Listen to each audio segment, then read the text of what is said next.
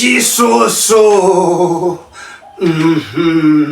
Mtendere wa ambuye watu Yesu Kristo mpulumutsi wa moyo ndi chiyanjano cha mzimu woyera zikhale ndinu nonse oyera mtima. Ameni. Abale mwa ambuye watu Yesu Kristo mpulumutsi wa moyo mati nthawi tikambeko za chisoso. Kodi siku lina mudayendako inde chigawo cha kumunda, mudapitako kumunda ndipo mudayenda mmunda mumene muli chisoso chambiri.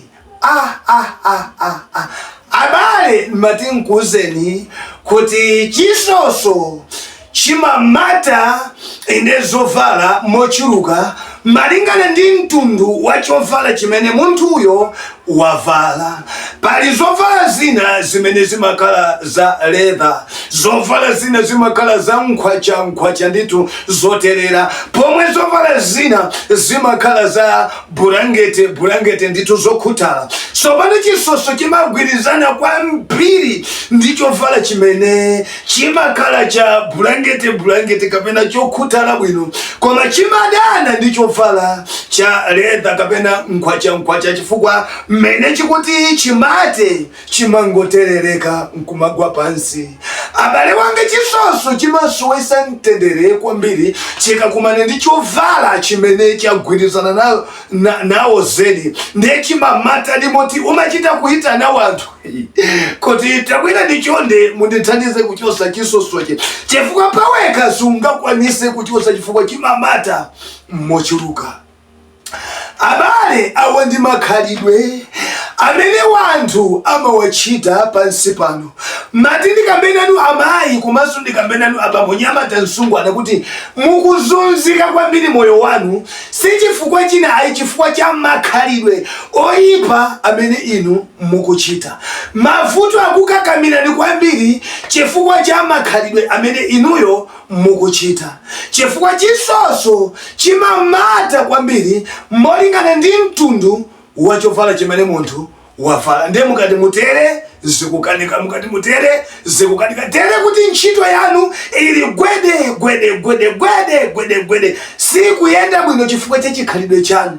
Mumati mukapita ku ntchito uko kuma miseche inde mumagundika kuwanena anzanu, kuwakamba anzanu mpaka na mumafika saizi yomanyoza mabwana. Ndiye mabwana awo amamva azimva chifukwa cha zinthu sizikuyenda. Banja likukukanika si chifukwa china ayi, chikhalidwe chimene inuyo mumachita. Mumati mukati muyankhuli musegule pakamwa anga zodiac anga inde radio yanzati mumati mukati musegule pakamwa panu pakamwapo anga pang'ona kuti yasa moyo wanu ndi wamiseche. Ndi chifukwa cha chikhalidwe chanu kutoko mukukumana ndi mavuto ambiri chifukwa anthu afika pokusalani, anthu afika pokusasani, ena kutoko ndi safuna nkomwe kuti muzaponde pakhomo pawo. Si chifukwa china ayi, chikhalidwe chanu. Vuto losakhala pa banja lakukakamirana.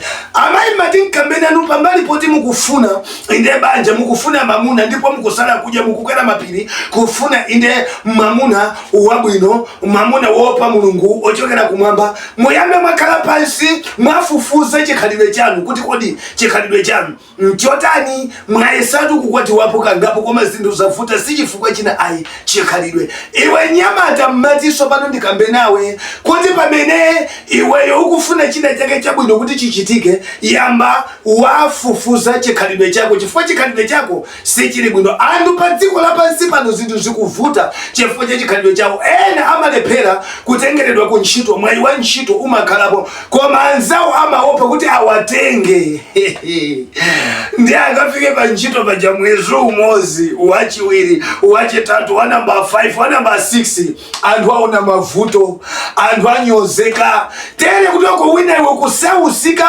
mavuto akukakamira zedi chifukwa cha chikhalidwe chako. Panopa ukufuna wanthu kuti akuthandize chifukwa mavuto ako achuluka, zinthu sizili bwino. Umu ndi mmene chimachitira chisoso. Chovala chimene munthu ende wavala ende chisoso chimakhoza kummata malingana ndi mtundu ende wachovala. Bwanji makhalidwe ako oyipa uwavule uwasiye kuti zinthu ziyende bwino, kuti mavuto asakukakamire, kuti mavuto akuleke, kuti mavuto uthane nawo, ufufuze chikhalidwe chako ndichotani.